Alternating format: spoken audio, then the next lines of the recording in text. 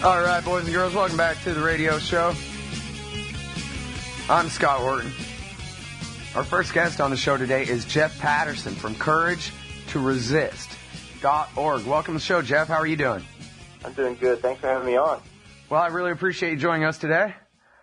And obviously the subject matter is the American hero, Bradley Manning. But before we talk about Bradley Manning, I was hoping you could tell us a little bit about Courage to Resist. Maybe if you could mention Ehren Watada and some of the other stories, some of the other soldiers you guys have helped out. Maybe even give a word out to any active duty soldiers who might be listening to the show today, what they can do to resist.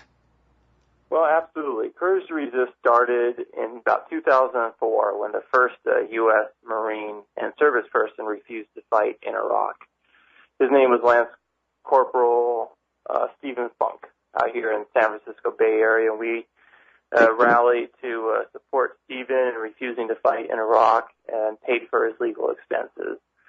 And then in 2006, Courage to Resist sort of began in earnest as a full-time project when Lieutenant Ehren Watada out of Fort Lewis, south of Seattle, took a stand that he would refuse to deploy to Iraq, specifically because he believed that the war in Iraq was illegal and the orders as such were illegal orders. And that's, we organized thousands of people to rally around the country. We raised tens of thousands of dollars to pay for his all of his legal expenses.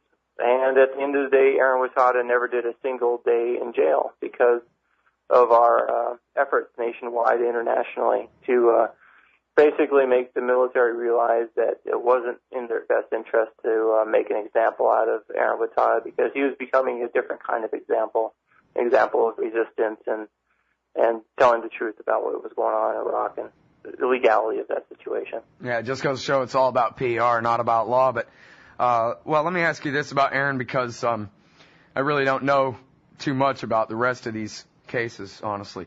But I know about Ehren Watada that his argument was, he was an officer.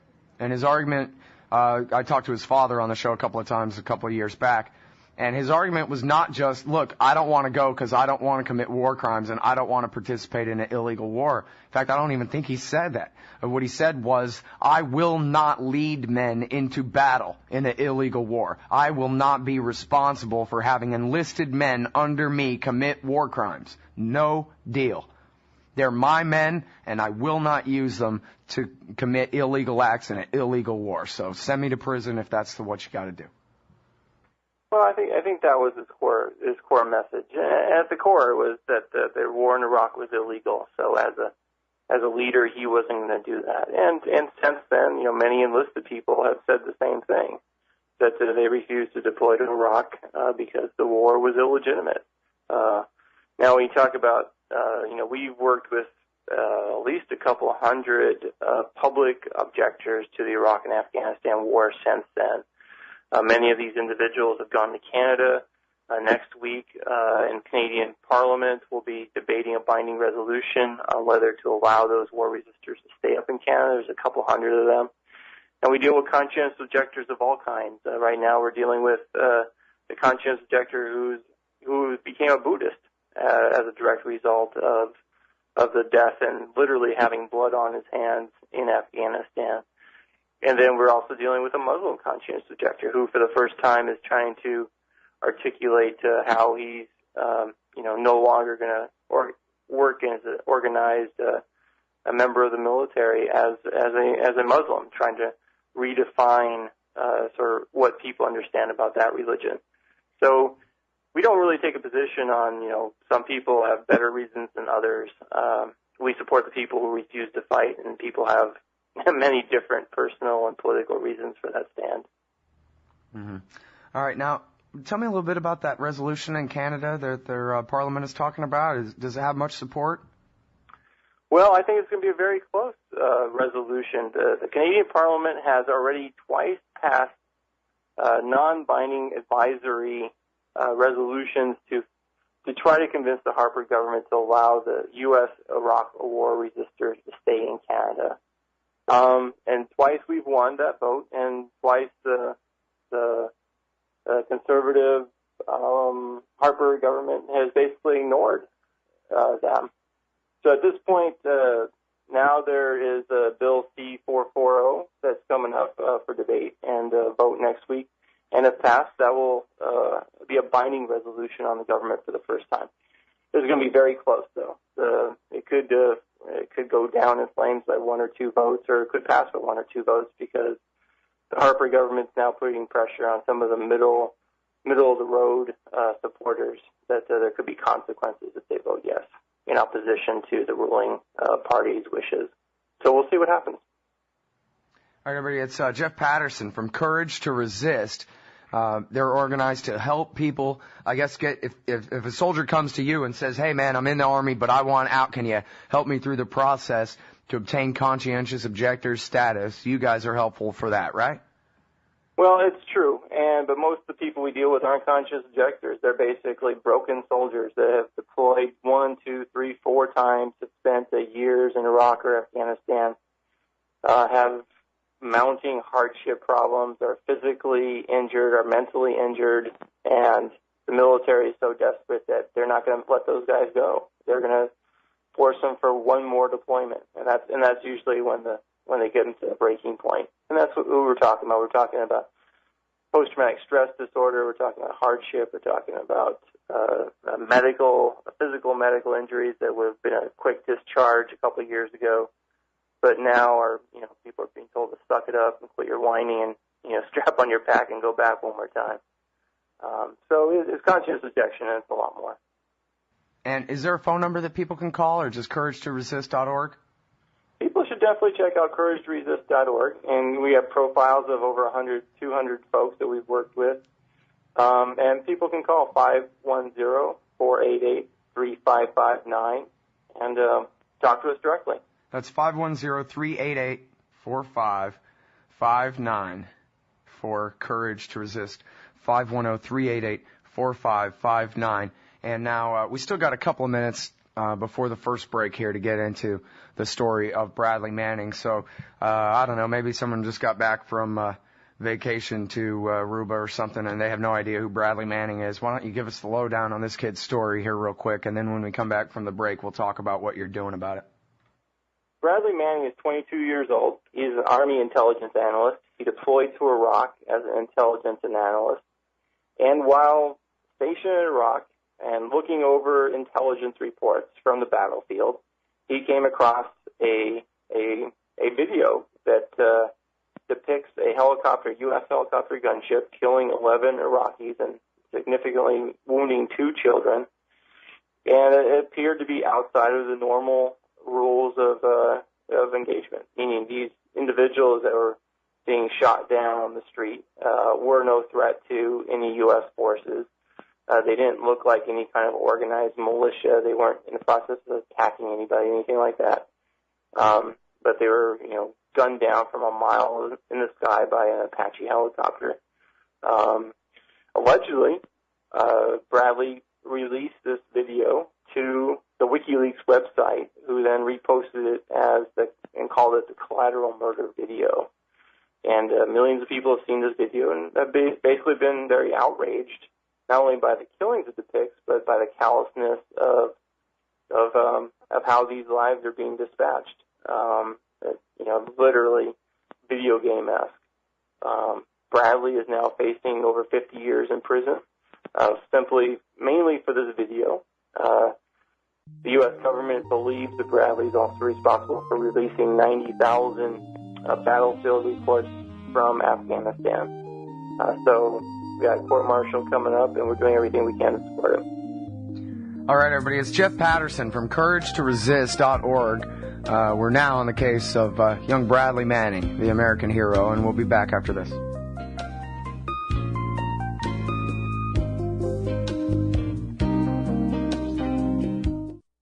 You can interact with other LRN listeners in our message board at forum.lrn.fm. That's forum.lrn.fm.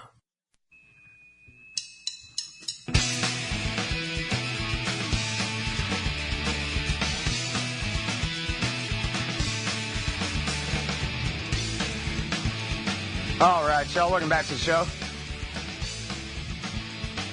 This is dang old chaosradioaustin.org and lrn.fm, antiwar.com/radio, anomalyradio.com, and hell, as far as I know, more places than that. I don't know. I think there was another one that redoes this show live, and now I don't know what it is anymore. Anyway, I'm talking with Jeff Paterson from Courage to Resist about the young Army specialist, I guess he's now been demoted to private, who's facing court-martial, Bradley Manning. He is credited or accused, depending on your point of view, with leaking the collateral murder video, and apparently also the tens and tens and tens of thousands of Afghan war logs to WikiLeaks.org, which, by the way, just as a little parentheses, go and dig through WikiLeaks for an afternoon. You'll learn some things. Jeff, so tell me about Bradley. Where is he now? You say he's facing 52 years in prison on charges of breaking his secrecy oaths, or they're not charging him with espionage or anything like that, are they? Well, Bradley's facing charges basically of releasing classified information, and mainly that's it. And they charged him multiple times for the same acts, meaning that accessing the computer was one violation. Looking at the information was another violation. Sharing that information was a third violation. And that way it adds up to over 50 years very quickly. He was arrested in late June in Iraq. He was put in solitary confinement in Kuwait for 2 months up until very recently, before he was transferred to Quantico, Virginia. And we worked very hard to try to figure out who was representing him, if anybody, and who was fighting for his legal rights, if anybody. And the answer turned out to be really nobody. And it really became incumbent upon U.S.-based supporters to gather together to support, to create a defense network. And that's what we've done through the Bradley Manning Support Network. And people can check out bradleymanning.org for daily reports from around the country of rallies to support Bradley, forums. Last week we hosted a forum with Daniel Ellsberg of the Pentagon Papers, who helped in the Vietnam War. And Daniel was talking about the very close similarities between his case and Bradley Manning's. So stuff's going on every day. We're building an international movement to defend somebody who's basically, we believe, is being persecuted because he's a whistleblower. Well, let me ask you this, Jeff, because, the other Scott Horton's the one with the legal mind. Mine's just angry. But I'm trying to understand. It seems like, we have all these whistleblower protection laws, not that they're ever really enforced well, but it's at least officially supposed to be the case that if you're a government employee and you rat on your boss, that you're protected, that's okay, as long as you're actually, trying to do the right thing. You tried to go through the official process first, or, something. And of course, 99 times out of 100, the whistleblowers are persecuted anyway. But I wonder whether there even is a legal argument inside the military for saying to the military judge, for his lawyers to say to the military judge, but judge, it was a war crime, and it was covered up for years, and he had a moral obligation as high as his oath to the Constitution, perhaps as part of his oath to the Constitution, to get that information to the American people the best way he could. Is there a legal case that can be made that, yeah, he did it, but that's what makes him a hero, judge, not a criminal? Well, the laws on protecting whistleblowers they're better than nothing, but there is a specific exemption in the federal laws, I believe, that exempts particular positions in the intelligence community. So that would be one. And second, the military law is not affected by the civilian whistleblower protections. So that doesn't offer him any protection either. Well, what you're saying about him and his relationship to seeing possible war crimes that were being covered up is, I think, a very valid and could be a very important argument that will come up in the military trial. Because if he indeed is the person who released these documents, the question is why. And if we believe the prosecution, he did it because he believed that these were possibly war crimes, that they were being covered up, and that the people, the U.S. population, needed to know what was happening, in Iraq and Afghanistan with their tax dollars. That this is an issue about transparency, and that people were going to fund, to the trillions of dollars with our money, that we should know what exactly is happening over there, without the spin of the Pentagon or the State Department. All right, it's Jeff Paterson from CourageToResist.org, and we talked with Mike Golgoski quite a few times on the show now, from BradleyManning.org. He's the one who set up that site, and then you and he really got together to create this Bradley Manning support network, right? It's true. Courage to Resist, what we brought to it is a track record of doing military court-martials. We've hosted defense funds of two different, some high-profile, some lower-profile military objectors who have gone to trial. Some of them have been acquitted more or less and have left the military. Some have gone to prison for a year or so. So we have that experience. And we were able to host and set up a defense fund to cover Bradley's legal expenses. Those expenses will be about $100,000 for legal and for expert witnesses on forensic computer systems and psychiatrists and criminal investigators and that kind of thing. But we've already raised nearing or a little bit more than $60,000 of those fees. So we've done a lot in the last 6, 7, 8 weeks. Can you tell me a little bit about the lawyers that you found for him? Our position from the beginning to Bradley was that there are a number of civilian lawyers around the country that he should look at hiring. We tried to select the best lawyers around the country that were available and willing to and excited to take this case. And we gave Bradley those options, and he selected David Coombs out of the Rhode Island, Boston area to be his civilian defense counsel.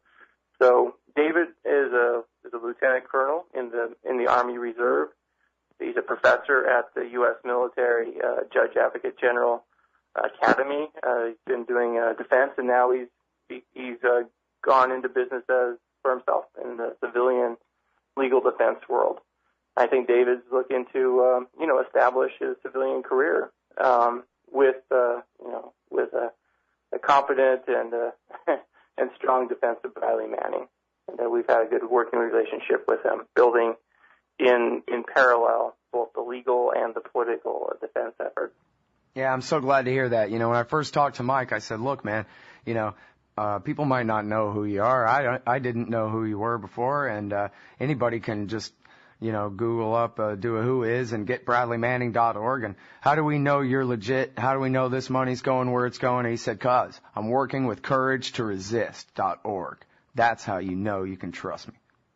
Well, I appreciate that. We spent a few years now doing this full time.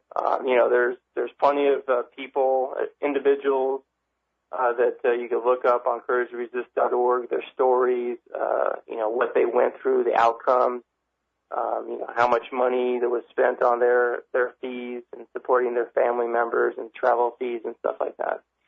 So I think we have a pretty good track record. And it's just too bad that Bradley couldn't keep his mouth shut and typed all these admissions to the rat Adrian Lamo. If he had just stayed quiet, he might have been okay and gotten away with it and done the right thing and known that, hey, the truth got out. So why brag to this rat? It's sad. Well, I think people get a little too preoccupied with Adrian Lamo and that situation. If you look at what Bradley was going through, he was in Iraq. He's 22 years old. Looking at all this crazy stuff, like the collateral murder video, raising concerns to his commanding officers, like, hey, this stuff's not okay. Are you guys aware of what's going on over here? And they're telling him just to keep his trap shut and to do his job and not ask questions.